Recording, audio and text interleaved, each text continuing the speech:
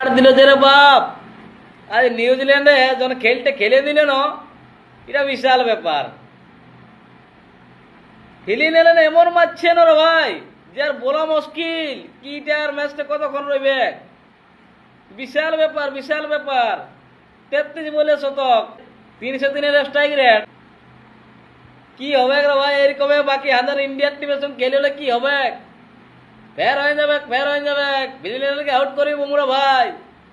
নাদের কি হবে ওটা আমরাও বুঝতে নাই পারবো, পুরা 140 করোড় দেশবাসীও বুঝাই হবে নাই ভাই। ইয়াকে আউট করে ভাই, ফিলিনালকে প্রথম আউট করবে না তো ফের আছে ভাই, ফের আছে, পুরাই ফের আছে রে বাপ।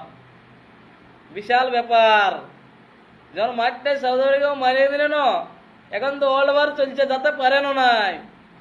কি হয় কি হয়, বিশাল ব্যাপার, বিশাল ব্যাপার।